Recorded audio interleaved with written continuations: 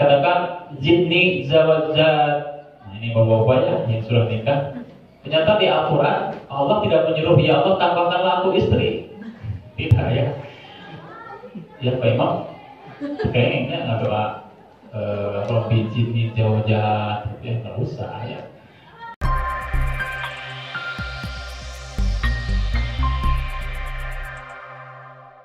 Alhamdulillahirabbil alamin wassalatu wassalamu ala asyrofil anbiya'i wal mursalin wa ala alihi wa ashabihi ajma'in, amma ba'd.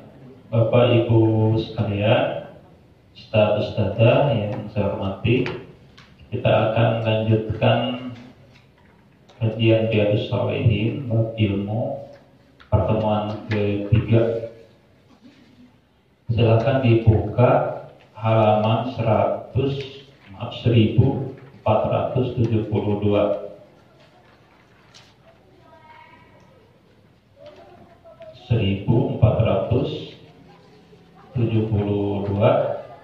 Kita akan baca paragraf terakhir ya.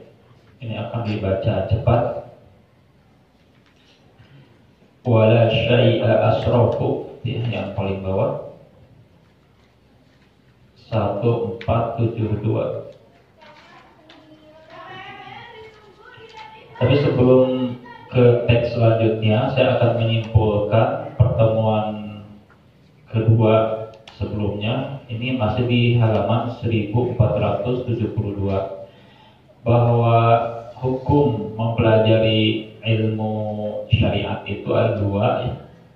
Yang pertama yaitu adalah fardu ain, yang kedua fardu kifayah. Fardu ain itu wajib buat setiap orang. Kemudian yang kedua fardu kifayah itu hanya wajib untuk kalangan tertentu. Mempelajari ilmu agama, semisal mempelajari sholat, tauhid, zakat, puasa, itu hukumnya fardu ain. Tetapi yang menyangkut dari wasilah untuk mendapatkan ilmu agama, mempelajari ilmu yang menjadi wasilah untuk mendapatkan ilmu agama, itu hukumnya fardu kifayah. Ya, maksudnya seperti ini. Sholat, mempelajari sholat adalah fardu ain. Tetapi belajar tentang ilmu yang terkait dengan sholat fikih, bisa belajar qawaidul usuliyah, atau tafsir, belajar nahwu shoroh, nah itu fardu kifayah. Jadi tidak wajib selama ada yang sudah mewakili mempelajarinya. Melaksanakan warisan adalah fardu ain. Tetapi mempelajari semisal hitungan-hitungan, kalau misalnya itu sudah diwakili oleh beberapa ahli, kita mah tinggal praktis saja, nggak apa-apa, itu hukumnya jadi fardu kifayah. Tapi ada catatan dalam kitab ini, jika ternyata yang fardu kifayah itu akhirnya tidak diwakili atau tidak dipelajari, misal ibu bapak ada di rumah, di RT, di kelurahan, kan idealnya ada fardu kifayahnya, ada ahlinya. Ternyata di lingkungan ibu bapak sekalian di rumah ustaz-ustazah nggak ada yang mempelajari ilmunya, maka fardu kifayah tadi hukum jadi sunnah buat kita. Sunnah itu kan berarti harus berusaha kita mempelajari. Kenapa? Karena tidak ada yang mempelajari gitu. Jadi jatuhnya hukumnya jadi sunnah yang fardu kifayah itu. Awalnya yang fardu kifayah itu awalnya ya cukup diwakili oleh seseorang saja. Misalkan jenazah,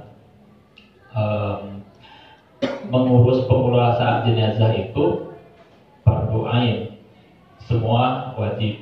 Tapi ilmu mempelajari pemulasaran jenazahnya fardu kifayah. Ternyata di RW, di lingkungan sekitar, di rumah nggak ada seorang pun yang mempelajari tata cara pemulasaran jenazah. Maka yang fardu kifayah itu jadi sunnah buat kita, didorong buat kita untuk mempelajarinya. Nah, itu pertemuan sebelumnya intinya seperti itu. ada satu kaidah di sini dikatakan, ini kaidahnya di halaman 1471 sampai 1472 ya, sekilas. Di sini dikatakan waqad qala ulama, yang paling bawah ya di halaman 1471, waqad qala ulama inna lil wasaili, para ulama berkata, dibuka di halaman selanjutnya, inna lil wasaili, sesungguhnya tiap-tiap perantara ya, tiap-tiap ilmu penunjang, tiap wasilah ilmu penunjang, ahkamul maqasidi, hukumnya sama dengan tujuan satu perbuatan tersebut. Ngerti apa itu? Inna lil wasaili, sesungguhnya wasilah penunjang satu perbuatan, ahkamul maqasidi, hukumnya sama dengan tujuan perbuatan tersebut. Hukum kita mempelajari ilmu tauhid apa? Tujuannya untuk mensucikan kita, mensucikan tauhid kita agar bersih dari sifat syirik. Nah, yang membuat wasilah kita agar jadi bersih, misalkan akhirnya kita membuka kitab tauhid, kan kitab tauhid wasilah ya, wasilah agar kita bisa membersihkan tauhid kita. Nah, wasilah mempelajari kitab tauhid hukumnya jadi wajib, gitu ya. Wasilah tersebut hukumnya jadi wajib kalau wasilah tersebut menjadi sarana kita untuk bisa lebih bersih, seperti itu. Kata tadi sudah diterangkan ya, bahwa ada fardu ain, ada fardu kifayah. Jatuh fardu kifayah kalau sudah ada yang mempelajari. Kalau belum ada yang mempelajari, hukumnya jadi apa? Sunnah buat kita untuk mempelajari. Nah, di Aisyah Boarding School, salah santriwatinya buat mereka akhirnya jadi fardu kifayah. Makanya di sini diajarkan nahwu, sorof, usul fikih, ulumul Quran, ulumul hadis. Kenapa? Karena kan di rumahnya nggak mungkin orang tuanya mempelajari usul fikih. Nah, buat anak-anaknya jadi sunnah. Bahkan selama nyantrinya bukan sunnah lagi, jadi wajib. Setiap yang masuk ke Aisyah Boarding School, maka anak-anak pasti, khususnya di tingkat SMA, akan mempelajari kaidah fikih, kaidah usuliyah, kaidah bahasa dan lain sebagainya. Karena memang mereka tafaqquh fikih.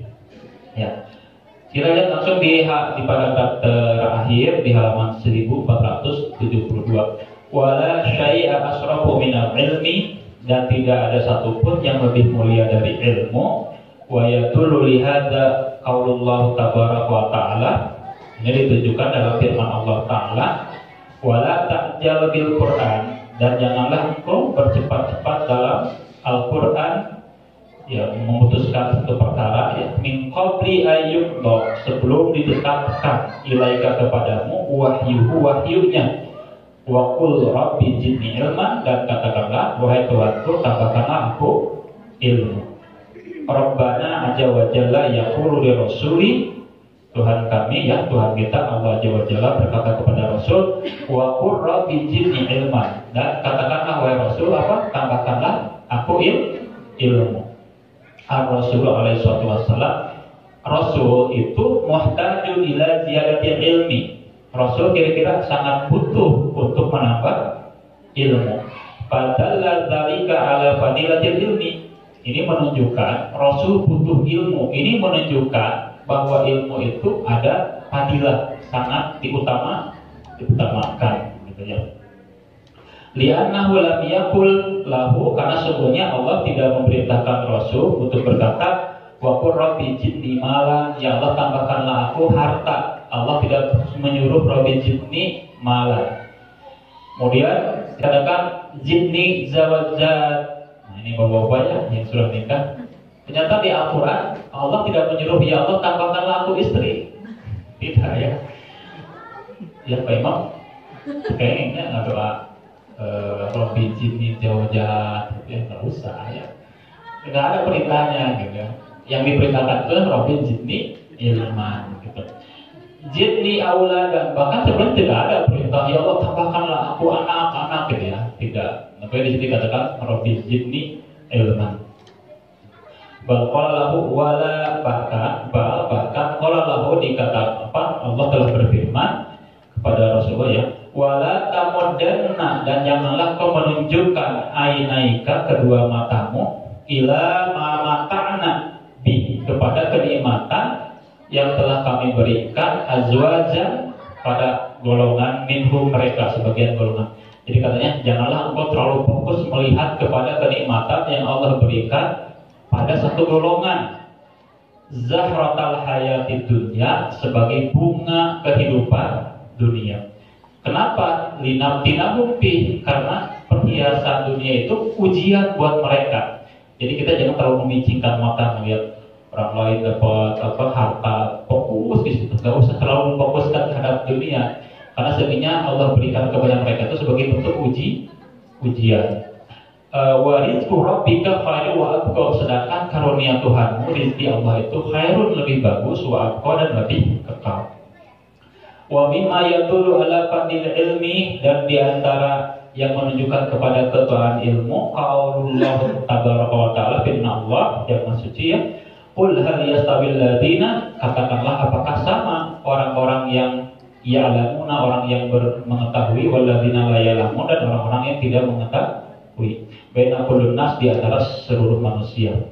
Qaulun amun, ini katanya perkataannya sifatnya umum. Apakah sama orang yang mengetahui dan orang yang tidak mengetahui? Umum kan ya? Wal jawabu mafhumun, jawabannya ini sangat dipahami, mafhum. Li'annahu la yastawil ladina ya'lamuna wal ladina la ya'lamun, karena pasti tidak akan sama orang yang mengetahui dan orang yang tidak mengetahui. Wa hadza amru muntabil, ini satu urusan yang bisa kita petik ya, bisa kita ambil. Binung taqo tabiatul insan, sesuai dengan tabiat kemanusiaan, fitratihi, dan kefitrahannya, annahu la yastawil insanu alladzi ya'lam wal ladzina la ya'lam, bahwa pada fitrahnya manusia itu bisa dibedakan antara yang paham dengan yang tidak paham. Lakin Allah dzakarahu, kita buka, akan tetapi Allah telah menyebutkan ala siqatil istifham, dalam bentuk pertanyaan. Kan pertanyaannya bentuknya, apakah sama orang yang mengetahui dan orang yang tidak mengetahui? Untuk apa siqat istifham ini? Liyakuna mutadamminan litahaddi, ini agar menjadi bentuk tantangan, gitu ya. Liyakuna hadan nab mutadamminan litahaddi, agar menjadi penampilan ini sebagai bentuk tantangan. Coba hadirkan, ada sama nggak orang yang mengetahui dan tidak mengetahui? Yaitu hatili ahadun, datanglah kepadaku satu orang yaqulu, yang berkata, innahu, sesungguhnya, yastawil ladina ya'lamuna wal ladina la ya'lamun. Coba datangkan, ada nggak seorang yang bisa berkata sama kok orang yang mengetahui dan orang yang tidak mengetahui? La ahada yaqulu bidzalik, tidak ada seorang pun akan yang berkata seperti itu. Wala yumkinu ayyastawil ladina ya'lamuna wal ladina la ya'lamun abadan, dan tidak mungkin akan sama orang yang berilmu dan tidak berilmu selamanya. Hatta fi umuri dunia, meskipun dalam urusan dunia, la yastawil ladina la ya'lamun, la yastawil ladina ya'lamuna wal ladina la ya'lamun, tidak akan pernah sama orang yang mengetahui dan orang-orang yang tidak mengetahui. Wa qala Allah Ta'ala berfirman, yarfa'illahu alladhina amanu minkum wal ladina utul ilma darajat. Artinya apa? Allah akan mengangkat orang-orang yang beriman di antara kalian dan orang-orang yang diberi ilmu dengan beberapa derajat. Hada ayatun, ini juga yadullu ala fadilatil ilm, ini juga menunjukkan kepada fadilah ilmu. Ya ayyuhalladzina amanu, wahai orang-orang yang beriman, idza qila lakum, jika dikatakan pada kalian tafassahu, berlapang-lapanglah, fil majalisi, dalam satu majlis, fafsahu, maka lapangkanlah, yafsahillahu lakum, Allah akan melapangkan kalian. Wa idza qila sujud, dan apabila dikatakan berdirilah kalian, yakni kumu wartafau, yaitu bangkitlah dan berdirilah. Fansujud, maka berdirilah. Maksudnya gini, tolong berdiri. Ada orang yang mau ikut majlis, maka berdiri, gitu ya. Fansujud yarfa'illahu alladhina amanu minkum wal ladzina utul ilma darajat. Fa idza dakhala insanun, jika manusia masuk wal majlisu mil'u bil jalasin, orang masuk nih, kemudian si majlis itu dalam keadaan kosong ya. Kosong dari tempat duduk seperti ini nih, kosong ya. Waqala, dan dikatakan, waqala dan berkata, tafassahu falyafsahulah. Coba kasih kesempatan apa namanya? Geser, falyafsahulah, maka kita harus menggeser ya. Yafsahilah yakni yuwasi'u lakumul umur. Maksudnya adalah meluaskan urusan. Li'annakum wasa'tum ala hadad dahil, karena sungguhnya kalian ketika kita meluaskan untuk orang yang masuk ini, fayuwasi'ullahu alaikum. Kalau kita meluaskan tempat, Allah yang akan meluaskan siapa? Kita. Li'annal jazaa min jinsil amal, karena sungguhnya balasan itu tergantung dari jenis amalnya. Faman amala akhahu bi syai'in, barang siapa yang memperlakukan saudaranya dengan sesuatu, ya tiba nih keterangan Sayyid Utsaimin, faman amala ya. Faman amala akhahu bi syai'in, barang siapa yang memperlakukan saudaranya dengan satu perkara, amalahullahu ta'ala bimislihi, Allah juga akan memperlakukan semisalnya. In ayyasar ta'ala mu'asirin yasarallahu alaik, jika engkau mempermudah satu urusan yang sulit, apa katanya? Yasarallahu alaika, Allah akan. Jadi Bapak Ibu ya, ini Ustaz-ustazah, kalau ada santri, kalau bisa mudah jangan dipersulit. Kalau minta penjelasan, buatlah mereka lebih mudah. Karena katanya di sini, kalau kita mempermudah santri, siapa yang akan memudahkan kita? Allah yang akan memudahkan kita. Ilfarrasta'an mu'min, jika engkau melapangkan satu urusan seorang mukmin, kurbatan dari satu kesulitan, farajallahu alaika kurbatan min kurabi yaumil qiyamah, maka Allah akan luaskan, lapangkan kesulitan nanti di hari kiamat. Semakin Bapak Ibu mempermudah urusan orang lain, di hari kiamat Allah akan garansi urusan kita akan mudah. Kalau kita semakin sombong, semakin mempersulit, maka di akhirat juga kita akan dipersulit. In a'anta ahadan kana Allahu bi'auni, jika engkau menolong seseorang, melindungi seseorang, kana Allahu bi'auni, Allah yang akan melindungimu. Wallahu bi'aunil abdi ma kana al-abdu bi'auni ahlihi, Allah akan menaungi hambanya selama hambanya tersebut menaungi saudaranya, gitu ya. Oleh hadza qala fafsahu yafsahillahu lakum wa idza qila sujud fasjudu, yakni idza qila lakum qumu faqumu. Wa fi hadza dalilun ala annahu la haraja 'alal insan ay yaqula lil jama'ah alladzi indahu sujud. Jadi ini menunjukkan kalau berdiri berdirilah seperti itu ya. Ukhruju barakallahu fikum, keluarlah kalian semoga Allah memberkahimu. Intaha syukulakum, selesaikanlah kesibukan kalian. Wala haya abi zalika, dan tidak usah malu gitu ya. Jadi kita menyuruh orang berdiri keluar itu enggak usah malu ya.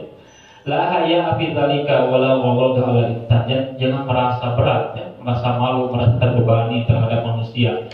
Hatta julusa la yanbaghi lahum ayyakunu sukala. Jadi terkait dengan urusan duduk ini, tidak ya, kita jangan merasa terlalu banyak main perasaan gitu ya. Banyak main perasaan. La yaqumuna illa idza qilakum. Kita nggak usah berdiri kalau tidak dikatakan berdiri. Jadi kalau misalkan nggak ada yang nyuruh berdiri, santai saja nikmati majlis ini. Nggak usah, aduh gimana ya, saya nggak layak duduk di sini. Saya mah harusnya nggak di depan. Nggak usah kayak gitu. Selama tidak dipersilakan berdiri, ya duduk saja begitu ya. Yang bagi insan ayyuhabbibal julusa indan nas, mestilah manusia ini untuk meringankan yang duduk di sisi manusia. Mas taqa ya, sekemampuannya. Illa idza ulima min sahibihi annahu yuhibbu an tabkiya indahu fala ba'sa. Kecuali katanya jika diketahui dari sahabatnya sebenarnya dia ingin agar engkau tetap duduk di situ gitu ya. Wa illa fal aslu alla tutil julus indan nas. Pada asalnya sebenarnya, jadi gini prinsipnya, Ustaz-ustaz sekalian, prinsipnya kalau orang sudah duduk-duduk, sebenarnya dasarnya prinsipnya itu orang itu nggak suka kalau terlalu lama berduduk-duduk. Betul ya, misalkan ustadz-ustadzah di rumah ada tamu. Pada prinsipnya sebenarnya kita nggak suka kalau itu terlalu lama di rumah. Ada nggak ya? Silakan aja di sini sampai 3 hari misalkan. Enggak ya. Pada prinsipnya memang awalnya di sini tidak ingin berlama-lama. Li'anna nasa qad yakunu lahu syadwal atau syugil atau syadwala. Karena pada dasarnya manusia itu punya kesibukan masing-masing. Wa yastahyuna ayyaqulukum. Tapi kadang kita akan merasa malu untuk bilang sudah pergi kan ketika sebenarnya orang teh beda rapat gitu ya. Tapi ayo di kadang ada perasaan seperti itu gitu ya. Lakin mantolakum akan tetapi bagi yang berberani bicara berdirilah fala haraja alaih, nggak usah merasa tersinggung, nggak usah bicara, nggak usah terbebani, yang disuruh keluar juga nggak usah tersinggung. Ini kadang harta inna wa qala li jalsa'i nabi ladzi yajlisuna innahu ba'da an tahu min at-ta'an qalahu. Nah, ini ada satu kasus katanya di surat Al-Ahzab ayat 53.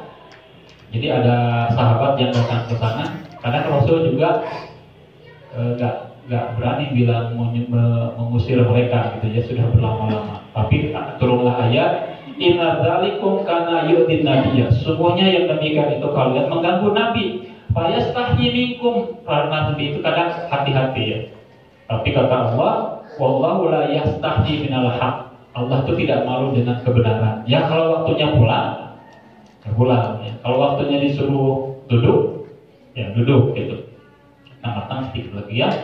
Yakni maknahu idza tahaitu minat ta'am, maksud maknanya jika kalian telah selesai dari makan, fakhruju wala tajlisu.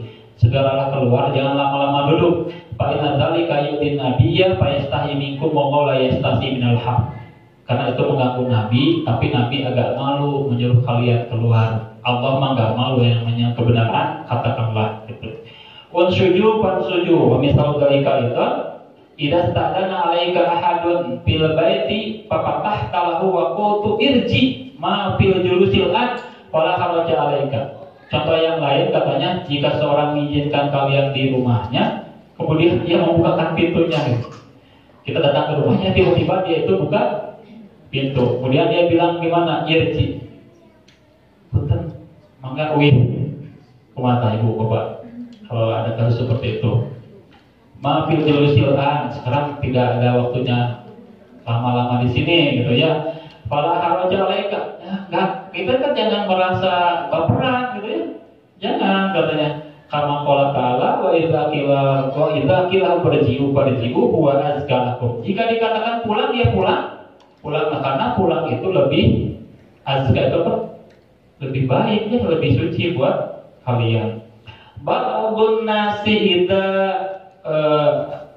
ba'dun nasu idza arji'tahu min indil bab yaqub. Tidak arji'tahu min indil bab bin bab. Kadang-kadang sebagai manusia, jika ada yang menyuruhnya pulang suka marah. Disuruh pulang, namanya itu orang kita kayak dulu. Cuma kayak disuruh keluar. Jadi sebenarnya tidak punya adab. Bukan adab yang akurat itu, yang punya majlis itu sangat diberikan kekuasaan karena mungkin dia sibuk begitu. Wa azkalakum asa intarji'u yu'tikumullahu rizqan. Jadi gini katanya. Kalau disuruh keluar, keluarlah. Gak usah khawatir. Kenapa? Ini dikatakan intarji'u yu'tikumullahu zakikum. Jika kita pergi, Allah yang akan mensucikan kita. Ternyata prinsipnya ustaz-ustazah sekalian, memberikan kelapangan buat orang lain, Allah yang akan melapangkan. Menerima keputusan dari orang lain, walaupun pahit, misalkan kita masih pengen di situ, ternyata siapa yang akan mensucikan kita? Allah. Nah, di sini ada unsur tauhid antara ilmu, iman, dan amal satu kesatuan. Ternyata dalam Islam menuntut ilmu itu tidak lepas dari unsur tauhid dan keimanan kepada Allah. Dasarnya sama-sama karena Allah Ta'ala. Itulah yang membuat seseorang jadi berkah hidupnya. Kadang kita terlalu rasional, dan menurut saya makil, menurut saya, dan menurut dia mah gitu, menurut dia, nggak usah menurut saya, menurut dia ya. Ikuti adabul majlis, berdasarkan iman dan amal dan ilmu, maka di sini katakan yuzakikum, Allah yang akan mensucikan kalian. Ya rabbailahu alladziina aamanu minkum walladziina utul ilma darabat wa lam yu'ayyin, dan tidak menjelaskan Allah di sini derajat di sini. Kenapa Allah tidak menjelaskan derajat apa saja? Lianna hadhihi darajati bihasbi ma ma'al insan minal iman wal ilmi. Karena katanya derajat ini ukurannya adalah ukuran terkait keimanan dan ilmu. Kullama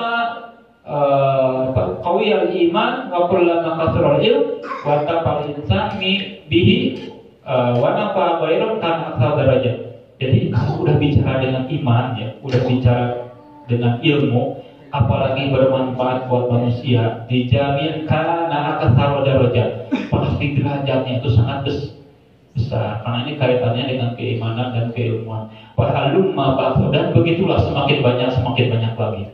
Nah, ini dasar tolongnya Ustaz-Ustazah, termasuk kajian kita kali ini, niat, adab, amal, semuanya berdasarkan karena tauhid kita kepada Allah.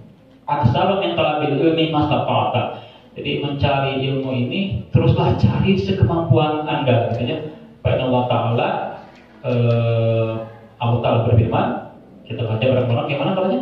Ya rafa'il lahul ladzina amanu minkum wal ladzina utul ilma darajat. Rafa'ani Allah, semoga Allah mengangkat aku ya katanya, wa iyyakum juga ada semua kata Syekh Utsaimin bidzikrihi dengan zikirnya yang menyebutnya wa'ana, dan semoga Allah melindungi kita ala dzikri wa syukri wa husni ibadati, di atas zikir kita kepada Allah, atas syukur kepada Allah.